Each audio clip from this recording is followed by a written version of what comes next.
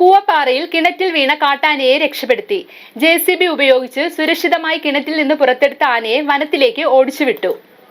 വരും ദിവസങ്ങളിൽ ഡ്രോൺ സംവിധാനവും വനംവകുപ്പ് ഉദ്യോഗസ്ഥരുടെ നേരിട്ടുള്ള നിരീക്ഷണവും ഉണ്ടാവും. കുട്ടമ്പുഴ പഞ്ചായത്തിലെ കൂവപ്പാറ തട്ടായത്ത് അലിയാരുടെ വീട്ടുവളപ്പിലെ കിണറ്റിലാണ് ചൊവ്വാഴ്ച രാവിലെ കാട്ടാന വീണത്. കാട്ടാനയെ മണിക്കൂറുകൾ നീണ്ട രക്ഷാപ്രവർത്തനത്തിനൊടുവിൽ JCB ഉപയോഗിച്ച് സുരക്ഷിതമായി പുറത്തെടുത്ത വനത്തിലേക്ക് തുറന്നുവിട്ടു.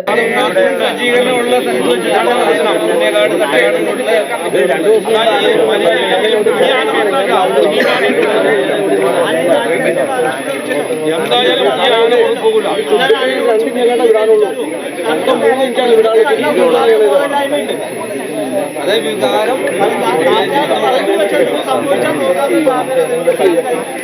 അത് സുഖം പരിക്കായതുകൊണ്ട് അതിനൊപ്പം അതിന്റെ സ്രാവകം സാറേ അത് സ്രാവകം കാണിക്കാണ് പോയിരിക്കുന്നത്. അതിന്റെ കാലഘട്ടം ഒന്നും നമുക്കറിയില്ല. ആ പുറത്തേക്ക് ഇറക്കുമ്പോഴതിന്റെ അവസ്ഥ അറിയുള്ളൂ. കാരണം സ്രാവത്തിനിടയിൽ ഉറപ്പാണ്. അപ്പൊ അത്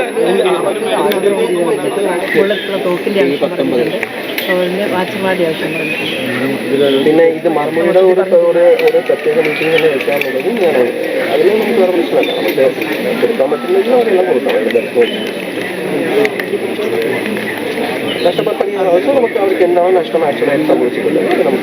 വനവകുപ്പ്, പോലീസ്, തദ്ദേശ സ്ഥാപന പ്രതിനിധികൾ എന്നിവരുടെ നേതൃത്വത്തിൽ നടത്തിയ ഏകോപിത രക്ഷാപ്രവർത്തനമാണ് വിജയകരമായി പൂർത്തിയായത്. തുമ്പിക്കൈയിലെ പരിക്ക് കാരണം കാട്ടിൽ ആവശ്യമായ ഭക്ഷണം കണ്ടെത്താൻ കഴിയാത്തതിനാലാണ് ഈ കാട്ടാന നിരന്തരം ജനവാസ മേഖലയിലേക്ക് ഇറങ്ങുന്നതും പ്രദേശത്തെ വാഴ ഉൾപ്പെടെയുള്ള കാർഷിക വിളകൾ വ്യാപകമായി നശിപ്പിക്കുന്നത് എന്നുമാണ് നാട്ടുകാർ പറയുന്നത്. പ്രതിഷേധം വേറെ ഒന്നുമില്ല. ഈ നാട്ടിൽ ആനശല്യം കാരണം ഒരു മനുഷ്യനെ കിടന്നുറങ്ങാൻ പാടില്ല. നേരത്തേക്ക് ഈറ്റവട്ടുണ്ടായിരുന്ന കാലഘട്ടത്തിൽ ആനശല്യം ഒന്നും കുറവായിരുന്നു. ഇപ്പോൾ ഫോറസ്റ്റുകാർ വനത്തിനുള്ളിലേക്ക് കയറ്റില്ല. ജനവാസ മേഖലയിലേക്ക് ആൾക്കാർ യാത്ര ചെയ്യുന്നിടത്ത് വരെ ഇവർ തടഞ്ഞു വെച്ചുകൊണ്ടിരിക്കുക. ഇപ്പോൾ ഈ പ്രാവശ്യം ഒരു 1.5 കൊല്ലമായതുള്ള ഒരു ബെന്നി എന്ന് പറയുന്ന ഒരു ചേട്ടനെ ആന ചവിട്ടി റോഡിലിട്ടു. ആ ആളെ എടുത്തുകൊണ്ട് ആശുപത്രിയിലാക്കിയത് ഞാനാണ്. അതിൻ്റെ ട്രീറ്റ്മെൻറ്റ് എല്ലാം നടന്നു. അദ്ദേഹത്തിന് ഇവർ അന്ന് ഏറ്റവും പറയാം പുള്ളിയുടെ ഒരു ആക്റ്റീവ ചവിട്ടി കളഞ്ഞായിരുന്നു. പുള്ളിയുടെ ജീവനാംശം മുഴുവൻ കൊടുക്കാം, ജീവിതകാലം മുഴുവൻ അവരെ സംരക്ഷിച്ചോളാം, പിള്ളേരുടെ പഠനം അവർ നടത്തിക്കോളാം, ആ വണ്ടി പുതിയത് മേടിച്ചു കൊടുക്കാമെന്നൊക്കെ പറഞ്ഞാണ് ഇവർ ചെയ്തത്. പക്ഷേ അതിനുശേഷം ഇവർ ആ കാര്യങ്ങളെല്ലാം നടന്നു വന്നു. ഇപ്പോൾ പുള്ളിയുടെ മകസറിൽ എഴുതി വെച്ചതെന്നു വെച്ചാൽ അവർ റബ്ബർ തോട്ടത്തിൽ ടാപ്പിംഗ് തൊഴിലാളിക്ക് പട്ടയ സ്ഥലത്ത് വെച്ച് നടന്ന സംഭവത്തിന് അവർ എഴുതി വെച്ചേക്കുന്നത് മകസറിൽ എഴുതി വെച്ചേക്കുന്നത് വനഭൂമിയിൽ വെച്ച് ആക്സിഡൻ്റ് ഉണ്ടായി എന്ന് പറഞ്ഞു. അതുകൊണ്ട് 1 രൂപ പോലും കൊടുത്തുന്നില്ല. ആ വണ്ടി പുള്ളിയുടെ കയ്യിൽ നിന്ന് നന്നാക്കി എടുക്കേണ്ടി വന്നു. ലാസ്റ്റ് ഇവിടെയുള്ള പുയ്യൻകുട്ടി ഇടവകയെന്ന് അച്ഛന്മാരൊക്കെ ഇടപെട്ട് കോതമംഗലത്ത് പള്ളിയുടെ കയറോപ്പിലുള്ള ഒരു സ്ഥലത്ത് ജോലിയും കൊടുത്ത് അവർക്കൊരു വീടും വെച്ച് കൊടുത്ത് അവിടെ സംരക്ഷിക്കുക. ഈ നാട്ടിലുള്ള ആളുകൾ മുഴുവൻ പിരിവെടുത്തിട്ടാണ് അന്ന് പുള്ളിയുടെ ട്രീറ്റ്മെൻറ്റ് ഒക്കെ നടത്തിയത്. ഞങ്ങളെല്ലാം കൂടി വിവിധ സ്ഥലങ്ങളിൽ നിന്ന് സമാഹരിച്ച് പൈസ കൊണ്ട് കൊടുത്ത് പുള്ളിനെ കോതമംഗലത്ത് കൊണ്ട് താമസിപ്പിച്ചേക്കുക. ഇവർ തടി അപ്പാമെൻറ്റർ ഈ രീതിയിലൊക്കെ വന്ന് പറഞ്ഞിട്ട് പോകും. ഇന്നിപ്പോൾ ആന വന്ന് ഇവിടെ വന്ന് ചാടി. ഈ ആന ദിവസങ്ങളായിട്ട് ഇവിടെ കിടന്ന് കറങ്ങിക്കൊണ്ടിരിക്കുന്ന ഇവരെ എന്നും അറിയിക്കുന്നുണ്ട്. ഇവർക്ക് വന്ന് കഴിഞ്ഞാൽ ഇവിടെ ഏകദേശം നമ്മുടെയൊക്കെ കണക്കൂട്ടിൽ നോക്കി കഴിഞ്ഞാൽ ഒരു 5 എണ്ണം. 8 ആനയല്ലായിരുന്നു, ഒരു 10-30 ആന ഉണ്ടായിരുന്നു. ഈ കഴിഞ്ഞ ഒരു കൊല്ലക്കാലത്തിൻ്റെ ഇടയ്ക്ക് 18ഓളം ആനകൾ ചത്തിട്ടുണ്ട്. 14 എണ്ണം വെള്ളത്തിൽ കൂടെ പോയി, 4 എണ്ണം അല്ലാതെയും ചത്തിട്ടുണ്ട്. അതുകൊണ്ട് ആനശല്യം അത്രയും കുറഞ്ഞു. പക്ഷേ ഇപ്പോൾ 4-5 കൊമ്പന്മാർ മാത്രം. ഇന്നിപ്പോൾ ഇവിടെ ഉണ്ടെങ്കിൽ ഞങ്ങളുടെ മേഖലയിലും ഉണ്ട് ആന. എല്ലാ ദിവസവും ഞങ്ങൾക്ക് RRTയുടെ വാട്സപ്പ് ഗ്രൂപ്പുണ്ട്. ആ ഗ്രൂപ്പ് രാവിലെ തുറന്നാൽ ആനയുടെ ഇന്നടുത്ത് ആന വന്നു എന്ന് മാത്രമേ കേൾക്കാനുള്ളൂ. എന്നും ഇത് തന്നെ. ഞങ്ങളൊക്കെ രാത്രിയിൽ ഇറങ്ങി നടക്കുന്നത് തന്നെ പേടിച്ചാണ് നടക്കുന്നത്. ഈ സാഹചര്യത്തിൽ ചികിത്സ നൽകാതെ വീണ്ടും വനത്തിലേക്ക് തുറന്നുവിട്ടാൽ ആഹാരം തേടി ആന വീണ്ടും ജനവാസ മേഖലയിലേക്ക് മടങ്ങിയെത്താനും ഭക്ഷണക്കുറവ് മൂലം കൂടുതൽ അക്രമാസക്തനാകാനും സാധ്യതയുണ്ടെന്ന് നാട്ടുകാർ ആശങ്ക പ്രകടിപ്പിച്ചു. സംഭവത്തെ തുടർന്ന് നാട്ടുകാർ പ്രതിഷേധവുമായി രംഗത്തെത്തുകയും Kothamangalam MLA Shibu Thekkumpuram, block panchayat president Jessy Saju, DFO, CPM Ernakulam ജില്ലാ secretary S Satheesh, Muvattupuzha DYSP Abdul Muneer ഉൾപ്പെടെയുള്ള രാഷ്ട്രീയ ഉദ്യോഗസ്ഥ പ്രതിനിധികൾ നടത്തിയ ചർച്ചയ്ക്കൊടുവിലാണ് ആനയെ വനത്തിലേക്ക് തുറന്നുവിടാൻ തീരുമാനമായത്. ബന്ധപ്പെട്ട ജനപ്രതിനിധികൾ ഈ യോഗത്തിലുണ്ടായിരുന്നു. രാഷ്ട്രീയ പാർട്ടികളുടെ പ്രതിനിധികളുണ്ടായിരുന്നു. പഞ്ചായത്ത് പ്രസിഡന്റ് മേരി കുര്യാക്കോസ്, അതോടൊപ്പം തന്നെ ബ്ലോക്ക് പഞ്ചായത്തിൻ്റെ പ്രസിഡന്റ് ശ്രീമതി ജെസി സാജു, മറ്റ് എല്ലാ നേതാക്കന്മാരുടെയും സാന്നിധ്യത്തിൽ ഈ വിഷയത്തിനൊരു പരിഹാരം കണ്ടെത്താനുള്ള തീരുമാനമാണ് എടുത്തിട്ടുള്ളത്. ആനയെ മയക്കുപിടി വെച്ച് മാറ്റണമെന്നുള്ളതായിരുന്നു എല്ലാവരുടെയും ആവശ്യം. പക്ഷേ ഫോറസ്റ്റ് ഉദ്യോഗസ്ഥന്മാരും ഫോറസ്റ്റിൻ്റെ ഡോക്ടറും ഇവിടെ സ്ഥലത്തുണ്ട്. അവരുടെ നിരീക്ഷണത്തിൽ ആനയുടെ ആരോഗ്യം അത്ര ശരിയല്ല.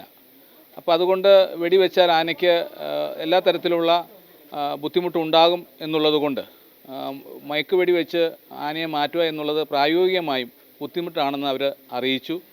അതനുസരിച്ച് ഇപ്പോൾ എടുത്ത തീരുമാനം എന്ന് പറയുന്നത് ആനയെ കിണറ്റിൽ നിന്നും കയറ്റി വിടുക, തുടർന്ന് ആനയെ നിരീക്ഷിക്കാനായിട്ട് 4 ഉദ്യോഗസ്ഥന്മാരെ നിയോഗിക്കാനായിട്ട് തീരുമാനിച്ചിട്ടുണ്ട്. അതോടൊപ്പം തന്നെ ഡ്രോണിൻ്റെ സഹായം കൂടി തേടും. ആനയെ നിരീക്ഷിച്ച് വനത്തിൽ കയറ്റി വിട്ടതിന് ശേഷം ഇനി ജനവാസ മേഖലയിലേക്ക് ഇറങ്ങുകയാണെങ്കിൽ ശക്തമായ നടപടി സ്വീകരിക്കാൻ തന്നെയാണ് തീരുമാനിച്ചിട്ടുള്ളത്. മയക്കുവെടി വെച്ച് ആനയെ സ്ഥലത്തുനിന്ന് മാറ്റാൻ ഉൾപ്പെടെയുള്ള തീരുമാനങ്ങൾ എടുക്കും. കാട്ടാനയുടെ ആരോഗ്യനില മോശമായിരുന്നതിനാൽ മയക്കുവെടി വെക്കുന്നത് ഒഴിവാക്കി JCB ഉപയോഗിച്ച് സുരക്ഷിതമായി കിണറ്റിൽ നിന്ന് പുറത്തെടുത്ത് വനത്തിലേക്ക് ഓടിച്ചു വിടുകയായിരുന്നു. തുടർന്നുള്ള ദിവസങ്ങളിൽ ഡ്രോൺ സംവിധാനവും വനംവകുപ്പ് ഉദ്യോഗസ്ഥരുടെ നേരിട്ടുള്ള നിരീക്ഷണവും ഉപയോഗിച്ച് 24 മണിക്കൂറും ആനയുടെ സഞ്ചാരം നിരീക്ഷിക്കുമെന്ന് അധികൃതർ അറിയിച്ചു. ഇതിനായി 4 ഉദ്യോഗസ്ഥരെയും ഫോറസ്റ്റ് വാച്ചർമാരെയും പ്രത്യേകമായി നിയോഗിച്ചിട്ടുണ്ട്. ഇനിയും കാട്ടാന ജനവാസ മേഖലയിലേക്ക് ഇറങ്ങുകയാണെങ്കിൽ മയക്കുവെടി വെച്ച് മാറ്റുന്നതിനുള്ള നടപടി സ്വീകരിക്കുമെന്നും അധികൃതർ അറിയിച്ചു. കിണറിന് സംഭവിച്ച നാശനഷ്ടം വിലയിരുത്തി അർഹമായ നഷ്ടപരിഹാരം നൽകുമെന്നും വ്യക്തമാക്കി. പ്രദേശത്ത് എത്രയും വേഗം ആന പ്രതിരോധ ഫെൻസിംഗ് സ്ഥാപിക്കണമെന്നും കൃഷിനാശത്തിനും മറ്റു നഷ്ടങ്ങൾക്കും കൃത്യമായ നഷ്ടപരിഹാരം നൽകണമെന്നും നാട്ടുകാർ ആവശ്യപ്പെട്ടു.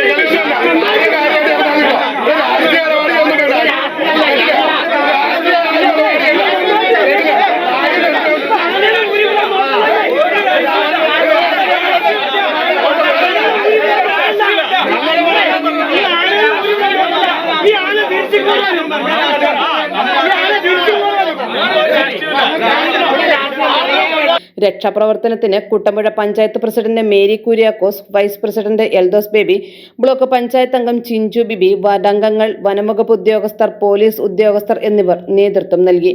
News desk media 60 news, Kothamangalam.